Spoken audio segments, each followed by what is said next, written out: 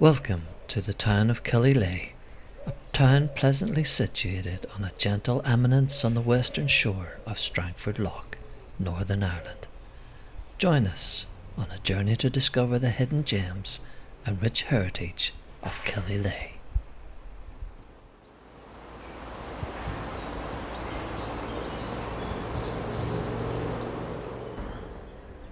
Our first stop is Killyleagh Castle, a 12th century masterpiece that stands as a sentinel overlooking Strangford Lough. It's a testament to the village's rich history.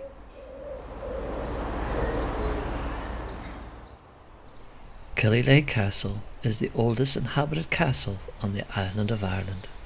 The Rowan Hamilton family have lived there for successive generations, parts of which date back to the year 1180. As a castle, it has a stormy past, history involving sieges, wars, suspicious deaths, divided houses, and ghostly sightings.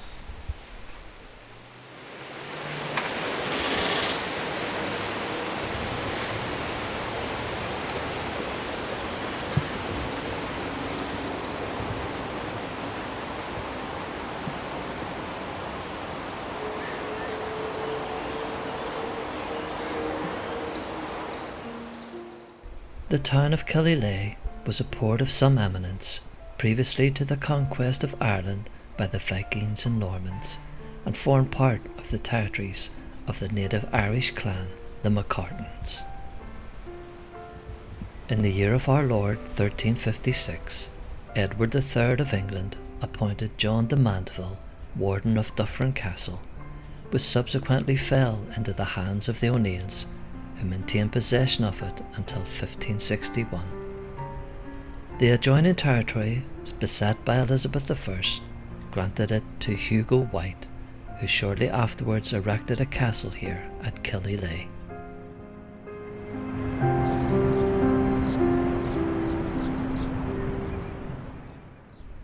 The great warrior Shane O'Neill besieged the newly erected castle in 1567, and meeting with a powerful resistance, he set fire to the town. But a league being subsequently made between the cousins MacCartans and the O'Neills, they jointly attacked the castle once again, disposed the family of White, and usurped the controlled dominion of the entire country.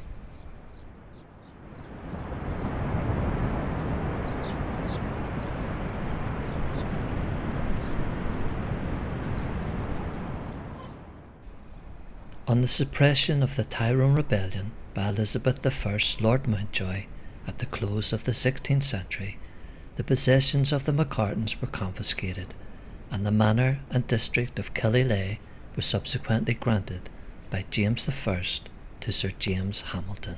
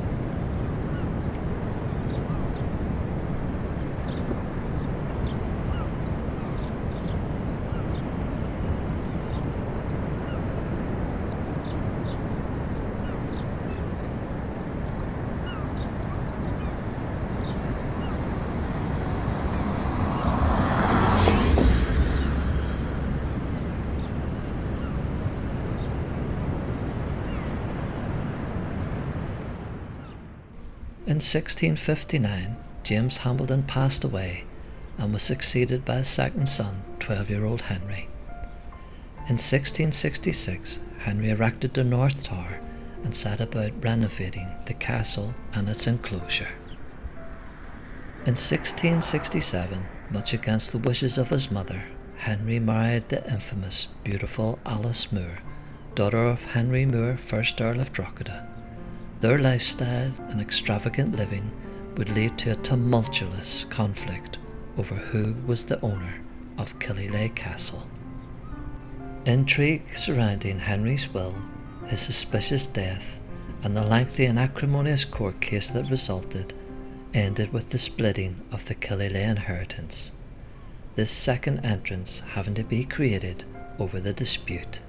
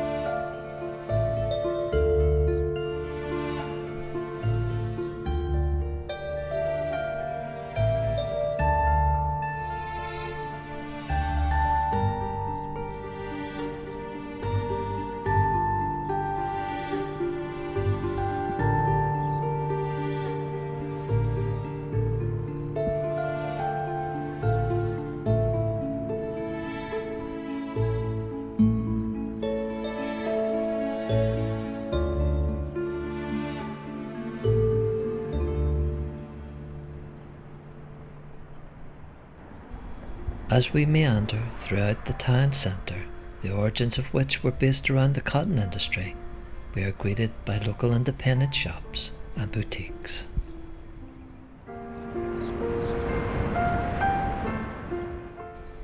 Cotton manufacturing in Killyleagh was carried out upon a very extensive scale.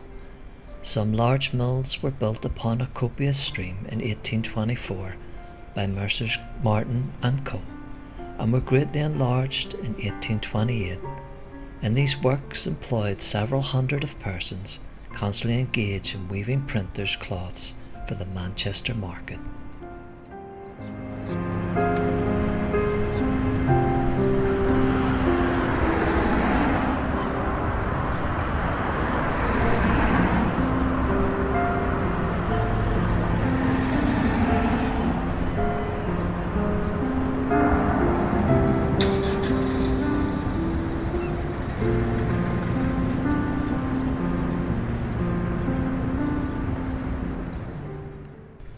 The Dufferin Coaching Inn, built in 1803, is actually older than most of the castle. A listed building nestling amid upmarket shops, its main entrance was once part of the Ulster Bank.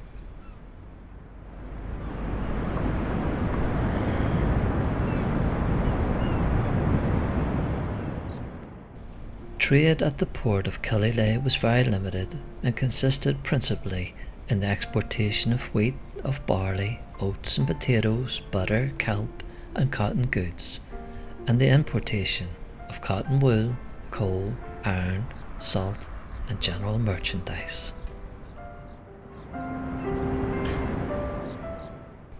A famous son of Killyleagh was none other than Sir Sloane. He began collecting plants and birds' eggs on the shores of Strangford Lough, and his accumulation grew into a priceless collection. He became physician to George II, and on his deathbed at the grand old age of 93, bequeathed his fabulous library and collections to the nation. They formed the nucleus of the British Museum, which stands on the site of his London home, Montague House. Killyleagh boasts its own Sloane Square, complete with a statue of Sir Sloane.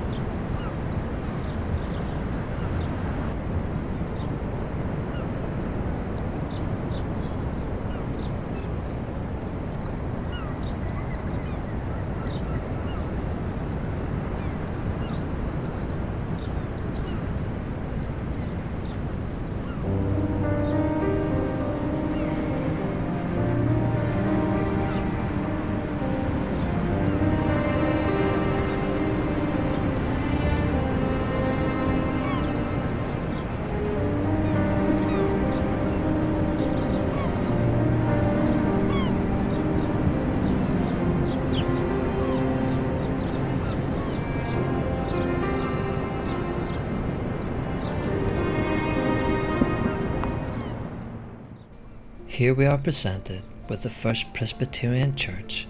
Its most notable pastoral care was at the hands of the Reverend Henry Cook, who went on to become moderator of the General Assembly and a leading exponent of Orthodox Presbyterianism in Belfast in the mid-19th century.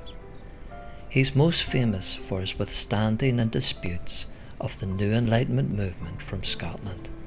This aimed to depose fundamentalist Christianity. His statue in Belfast can be seen standing with his back to the Royal Academy where he held those disputes, and he is commonly known as the Black Man statue.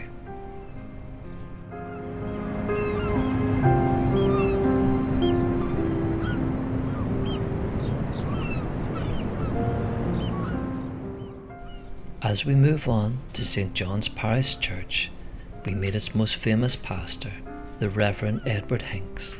A renowned Assyriologist and Egyptologist, was once appointed the Church of Ireland rector of Killyleagh in 1825, an office he was to hold for the remaining 41 years of his life.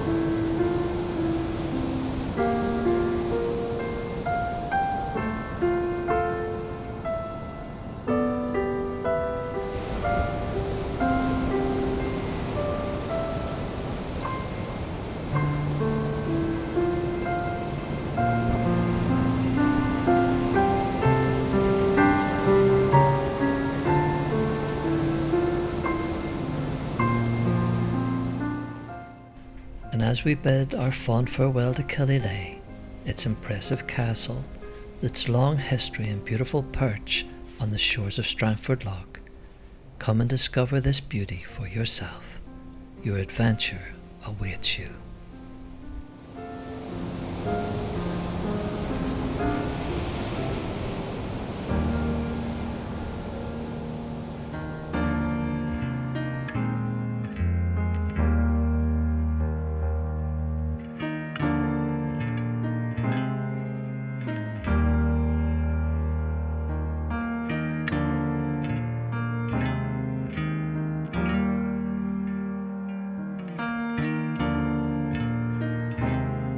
Well, the sun sinks low on the golden sky. Shadows lengthen as the day